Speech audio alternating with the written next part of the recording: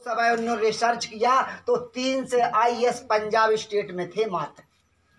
भारत की जनसंख्या तो छोड़ो, 300 IAS पंजाब स्टेट को सुधार देते तो बहुत बड़ा कल्याण हो जाता। हर गांव में मास्टर, डॉक्टर, कलेक्टर आपको नजर आते हैं, लेकिन समाज के लिए काम कोई कर नहीं रहा है। इसलिए हमारी बात आज बिगड़ी हुई समाज की। ये काम जो कर रहे हैं साथियों, वो काम कौन लोग कर रहे हैं? वो भूखे नंगे लोग कर रहे हैं। जो संपन्न लोग हो गए वो काम नहीं करना चाहते हैं। हम समाज के बीच में जाते, जिनके घर 4-4 नौकरी आ रही हैं और बड़े बड़े व्यवसाय कर रहे हैं, लेकिन समाज की उन्हें कोई हीर पीर नहीं है। वो अपने महापुरुषों को, अपने आदर्शों को भूल जाते हैं। मैंने कम से कम 50 लड़का लड़कियां तैयार किए था और वो नौकर हो गए और वो भूल गए, फोन भी नहीं करते हैं मुझे। दुख इस बात का होता है। जब हमारे साथ ऐसा करते हैं तो बाबा साहब के साथ कितना किया होगा, कांसी राम के साथ क्या करा होगा। तब मुझे एक स्टोरी याद आ गई है कि जब अपने महापुरुषों को भूल जाता, अपने गुरुओं को भूल जाता, उसका हाल क्या होता। एक आदमी था, एक आदमी तालाब के किनारे जो बगला बैठ रहा था ना, उसकी बगला की नकल कर रहा था और वो मछली को पकड़ता था, ऊपर उछल करके खा जाता था। तो उसने उससे ट्रेनिंग ली और उसने इतना बड़ा सरिया लेकर के, पहले उसने लकड़ियाँ ली, लकड़ियाँ को उछालता था और मुंह में दबा लेता था। फिर उछाल उछाल के फिर उसने सरिया इतना बड़ा उछाल उछाल करके अपने मुंह में पकड़ना शुरू कर दिया। इतना बड़ा कलाकार बन गया, इतना बड़ा कलाकार बन गया, उसके पास बहुत सारा सम्मान होने लगा। एक दिन एक व्यक्ति ने पूछा, तुम्हारा गुरु कौन है?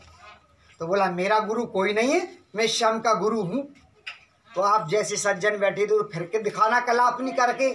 जैसे ही उसने सरिया ऊपर फेंका और सीधा मुंह में चला गया, इतना घुस गया उसके मुंह में।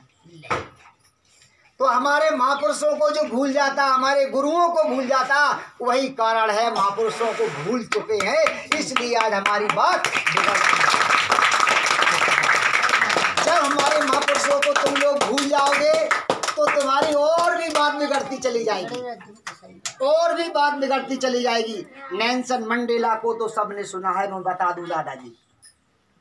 नेल्सन मंडेला अफ्रीका का रहने वाला था। वहाँ गोरे और कालों का भेद चल रहा था। जैसे यहाँ मायावती जी अपना संघर्ष छेड़े हुए हैं, ठीक वहाँ भी गोरे और कालों का युद्ध चल रहा था। युद्ध करते करते उसे जेल में बंद कर दिया। नेल्सन मंडेला को जेल में बंद कर दिया। तो उसने कहा, हमारे लोगों से मिलना बंद कर दिया। जैसे जाए जेल में, लेकिन वो मिलता नहीं था, किसी से मिलने नहीं देता था। तो लोगों ने इसका कारण पूछा, भाई आप क्यों नहीं मिलना चाहते, बात क्या है? तो उसने कहा, तुमने हमारी बात नहीं मानी, इसलिए तुम जैसे लोगों से मैं मिलना पसंद नहीं करता। बोले, तो कोई उपाय है? कि हाँ उपाय है। काश मेरी 3 बातें जेल में रह करके ही मान लो, मैं तुम्हें आज़ाद करा दूंगा। नेल्सन मंडेला ने कहा। तो उसने 3 बातें रखी। दादा क्या रखी हैं? पहली बात रखी कि जो धन्ना सेठों की जो जमीनें थी, फसलें थी, उन्हें काटना नहीं है। उन्हें काटना नहीं है, चाहे कुछ भी हो जाए, चाहे 1-2 महीने का पहले से बजट रख लो, लेकिन उन्हें काटना नहीं है। तो जब ऐसा काम किया ना, उन फसलों को बंद कर दिया गया, तो वो धन्ना सेठों की फसलें सब जमीन में मिल गई। जमीन में मिल गई। तो और दूसरी शर्त उसने रखी है, कोई भी दुकानदार से सामान नहीं खरीदेगा, सिर्फ खाने पीने का सामान खरीदेगा। मान ले कपड़ा नहीं खरीदेगा, जूता नहीं खरीदेगा, क्रीम पाउडर कुछ नहीं खरीदेगा। तो 3 महीना जब ऐसा उसने किया तो वो डबियां बन गई, उनकी दुकानें डबियां बन गई, कोई जाए ना, बंद हो गई उनकी दुकानदारियां।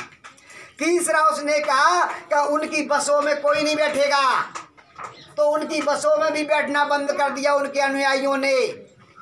जून के महीना में एक 90 साल की बुढ़िया जा रही थी। तो उसने कहा ड्राइवर ने कि आ जाओ माताजी, तुम मेरी बस में बैठ जाओ, तुमसे पैसे नहीं लगेंगे। बोले नहीं नहीं, मेरे लीडर का अनुशासन पालन करूंगी। उसने कहा अगर तुम बस में बैठ जाओगे तो तुम आज़ाद नहीं हो पाओगी, इसलिए मैं मर जाऊंगी पर तेरी बस में नहीं बैठूंगी। ऐसा जब उसने विचार रखा तो ये पता अफ्रीका के लोगों को पड़ा कि ये हो क्या रहा। तो पता लगा कि नेल्सन मंडेला जेल में होकर के आंदोलन चला रहा है। तो उसको आज़ाद किया गया, 27 साल बाद जेल से रिहा किया गया और उसे राष्ट्रपति बनाया गया। तो साथियों ये बातें हैं जो आप लोगों के पटल पे रखना चाहता हूँ।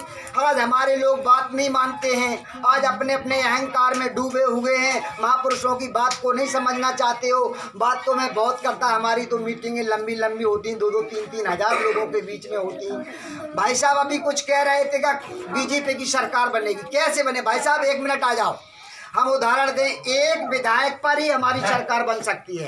1 मिनट की और बात रखना चाहता हूँ कि एक विधायक पर ही हमारी सरकार बन सकती है अगर हम फार्मूला को समझ जाएं।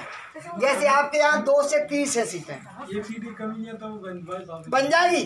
तो कहने का मतलब अगर त्रिकोणी फंस गई और बीजेपी को 8 लेना है और बाको अगर 6 ही मिली तो बना लेगा सरकार? कभी नहीं बना सकता है। वो कांग्रेस 28 में से 28 नहीं सकती, तो तुम्हारी 4-6 सीटें आने पर इस मुख्यमंत्री बन जाएगा बहुजन समाज पार्टी का, मैं गारंटी देता हूँ। इसलिए मान ले ऐसा है कि मान ले अगर मान ले बीजेपी की 8 सीटें लेना है तब सरकार बना पाएगा, और उसकी कहाँ 6 ही सीटें आई, 2 कम पड़ रही हुई सीटें, तो 2 कहाँ से आएंगी? और कांग्रेस को 28 लेना है और 28 में तो वो पूरी 28 जीत नहीं पाएगा, 28 में चुनाव ही हो रहा है, उसको भी कम पड़ जाएंगी। तो बीएसपी की 2 ऑलरेडी हैं, पहले ही से हैं, और 4-6 और जीत गई तो उनकी सरकार बनेगी, बहन जी की है। बहुजन समाज पार्टी सरकार बनाती है, देती नहीं समर्पण साथियों, ये बहन जी कहती हैं।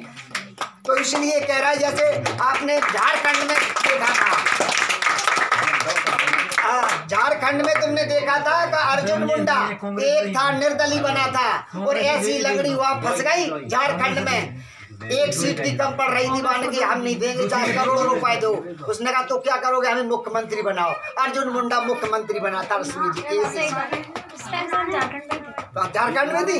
तो इसलिए मैं कहना चाहता हूँ कहीं भ्रमित में रहो, आपकी सरकार बन रही, गारंटी से दे रही। और यशवंत पटवारी जी ने आपके साथ बहुत बड़ा काम किया है, जिन्होंने 2-2 नौकरियां छोड़ी हैं, समाज के सेवक हैं, और उनकी जीत सुनिश्चित जीत है साथियों, मैं गारंटी से कह रहा हूँ, उन्हें कोई हरा नहीं सकता है। उनका भाईचारा लंबा है, उनके साथ लंबे साथियों, ज़्यादा समय हो रहा है और भी जाना